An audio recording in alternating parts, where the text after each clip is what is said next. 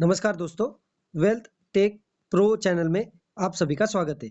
अभी तक आपने मेरे चैनल को सब्सक्राइब नहीं किया है तो प्लीज़ कर लीजिए और बेल आइकन भी दबा दीजिए। तो दोस्तों, आज हम इस वीडियो में बात करने वाले हैं भारत देश के लिए एक बहुत ही इम्पोर्टेंट न्यूज़ आने वाली थी आज, जो आ चुकी है, और आज हम इसी खबर के बारे में पूरा डिटेल वीडियो बनाने वाले हैं।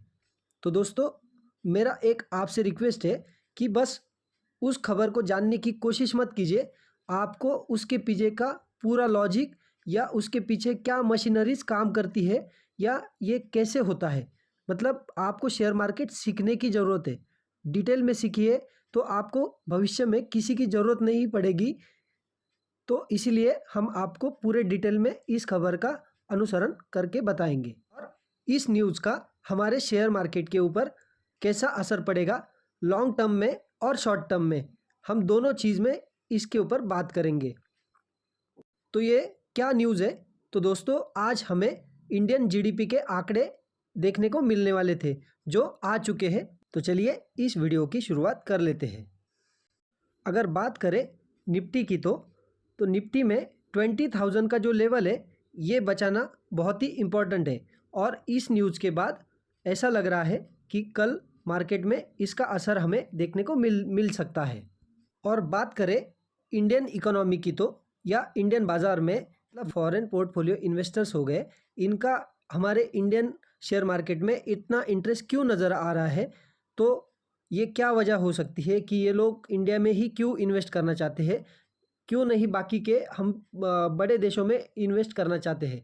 क्योंकि बाकी के देश तो हमारे कुछ देश तो हमसे बड़े इकोनॉमीज़ वाले भी हैं, जैसे कि अमेरिका हो गया, चाइना हो गया, हमसे इकोनॉमी में भी बड़े हैं। तो लोग इनमें क्यों इंटरेस्ट नहीं ले रहे हैं, ज़्यादा इंटरेस्ट इंडिया में ही क्यों ले रहे हैं? तो ऐसी क्या चीज़ है हमारे पास जो इन दोनों देशों के पास या बाकी देशों के पास नहीं है? तो वो चीज़ है दोस्तों, ग्रोथ। हाँ दोस्तों, इंडियन इकोनॉमी में जो ग्रोथ बाकी लोगों को, मतलब फॉरेन इन्वेस्टर्स को जो दिख रही है या दूसरे देशों को दिख रही है, इसी की वजह से बहुत सारे लोग जो हमारे भारत देश में इन्वेस्ट करना चाहते हैं या कर रहे हैं। बाकी के देशों की जीडीपी की बात करें तो वहाँ पे भी हमें ग्रोथ देखने को मिल जाती है, लेकिन जिस हिसाब से हमें ग्रोथ दिखनी चाहिए उस हिसाब से वहाँ पे ग्रोथ नहीं दिख रही है।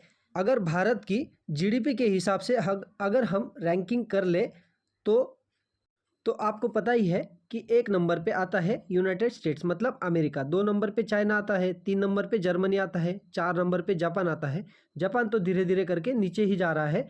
पाँच नंबर पे हमारा भारत देश आता है। अगर बात करें ग्रोथ की तो ये जो पहले वाले जो चार कंट्रीज़ है, मतलब अमेरिका हो गया, चाइना हो गया, जर्मनी हो गया, जापान हो गया, तो ये जो चार कंट्रीज़ है इनके कंट्रीज़ की जो ग्रोथ होनी थी वो जो हो चुकी है।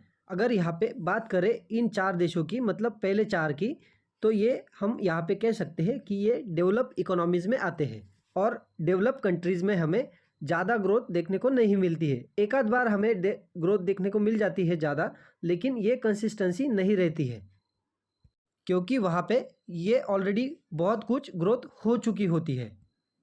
और बात करें अभी भारत देश की तो भारत देश अभी डेवलपिंग कंट्रीज़ में आता है, और यहाँ पे हमें बहुत बड़ी ग्रोथ देखने को मिल सकती है या मिल जाती है। अगर यहाँ पे बात करें, अगर ग्लोबल लीडर्स की भी बात करें या बड़े बड़े बिजनेसमैन की भी बात करें, तो इंडिया में इन्वेस्ट करने के लिए सब लोग तैयार हैं। इसका मतलब ये नहीं है कि ये चार कंट्रीज जो है वो ख़राब है।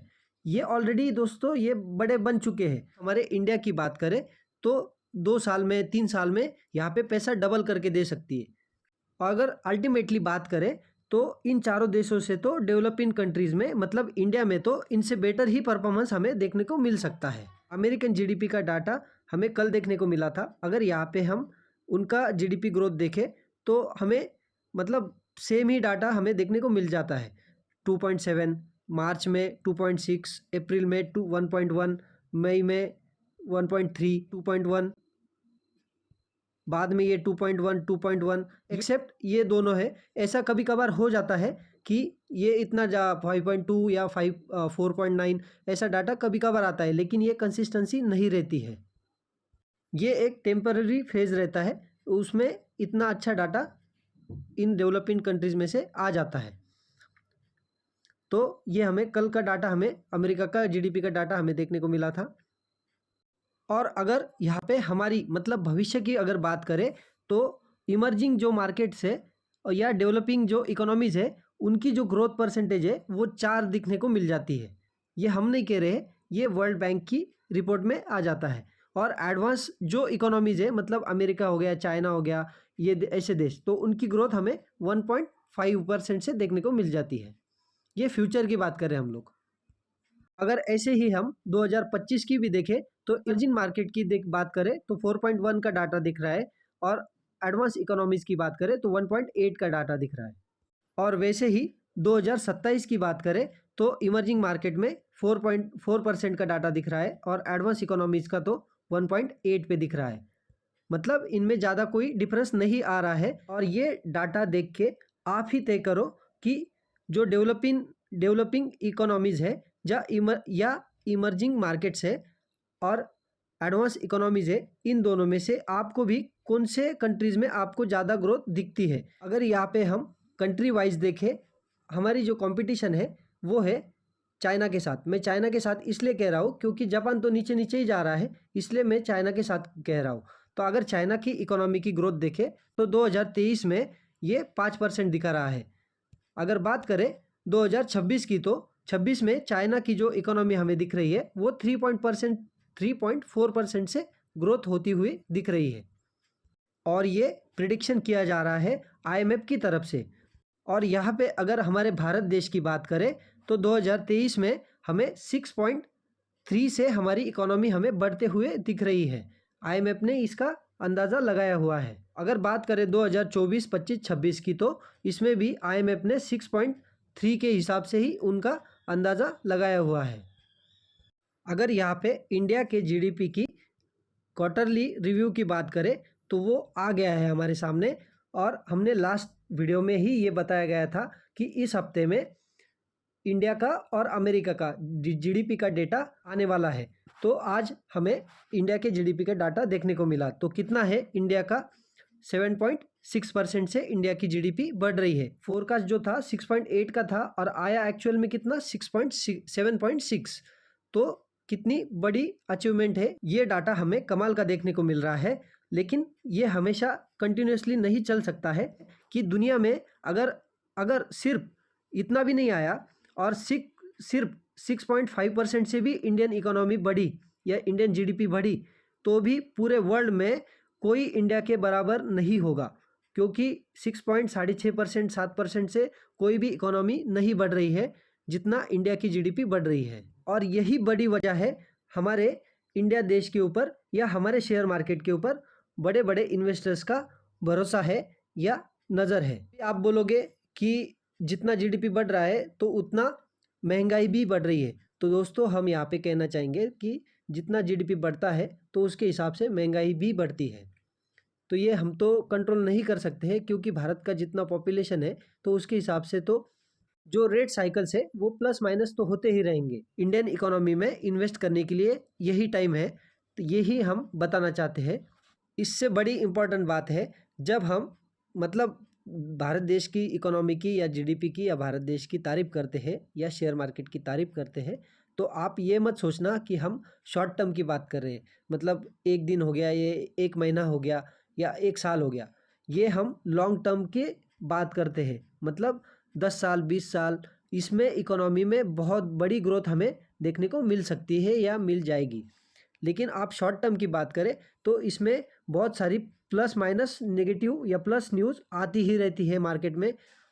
क्योंकि आज देखो जीडीपी का डेटा प्लस में आ गया, हमारी फेवर में आ गया, कल मार्केट भाग जाएगा। कल शाम को मार्केट क्लोज हो जाने के बाद फिर से अगर क्रूड ऑयल का डाटा आ गया, क्रूड ऑयल 5% से भाग गया तो वो फिर इंडियन मार्केट के लिए नेगेटिव न्यूज़ आ जाएगी, तो फिर परसों मार्केट गिर जाएगा। तो ये हम इसीलिए शॉर्ट टर्म की बात नहीं कर रहे हैं, ये लॉन्ग टर्म की बात कर रहे हैं। आप इस चीज़ को समझना होगा आपको शेयर मार्केट के लिए। वीडियो को ख़त्म करने से पहले बहुत बड़ी चीज़ बता रहा हूँ, मार्केट में जो तेज़ी है वो आपको लॉन्ग टर्म में ही अच्छी लगेगी या देखने को मिलेगी, लेकिन मंदी जो है आपको शॉर्ट टर्म में ही देखने को मिलेगी या आपको तकलीफ देगी शॉर्ट टर्म के लिए। आप एग्जांपल के तौर पर अगर देखना चाहते हो तो कोविड जो है आपको कितना दिन परेशान किया, 3 महीने, 4 महीने, 1 साल। उसके बाद में क्या हुआ, अल्टीमेटली मार्केट ऊपर ही गया और बहुत ही बड़ा रिटर्न दे रहा है। अभी भी हमें 20,000 पे हमें मार्केट देखने को मिल रहा है। यही चीज़ मैं आपको इस वीडियो में समझा रहा हूँ कि आप इस चीज़ को समझो। जो लॉन्ग टर्म में इन्वेस्ट करते हैं तो उसमें उनको वेल्थ क्रिएट होती है, ना कि शॉर्ट टर्म में 2-4 हज़ार 10,000 के लिए वो फ़ायदे वाली चीज़ नहीं है। आप लॉन्ग टर्म में इन्वेस्ट करोगे, अच्छी कंपनीज़ में इन्वेस्ट करोगे, बस वेल्थ क्रिएट होगी। तो यही चीज़ मैं बहुत सारे लोगों को समझाता हूँ, लेकिन लोग समझते नहीं है। अगर मंदी आ जाती है या मार्केट गिर जाता है तो ये लोग फिर से मार्केट से निकलने की बात कर देते हैं। दोस्तों, ऐसा नहीं करना है, आप मार्केट को सीखना ज़रूरी है। ये चीज़ को समझो आप। मैंने जितने भी इम्पोर्टेंट चीज़ें थी इस वीडियो में हमने कवर कर ली है। ओवरऑल अगर यहाँ पे अगर बात करें तो हमें जीडीपी का जो डेटा हमें देखने को मिला है वो बहुत ही अच्छा देखने को मिला है। अगर भविष्य में यही ऐसा ही डेटा हमें देखने को मिलेगा तो हमारे देश की ग्रोथ भी बहुत ही बढ़िया होगी या अच्छी होगी। लास्टली एक फाइनल बोलना चाहूँगा, पैसा आपका है तो डिसीजन भी आपका ही होना चाहिए। तो चलिए इसके साथ ही वीडियो को क्लोज करते हैं। मिलते हैं नेक्स्ट वीडियो में। जय हिंद, वंदे मातरम।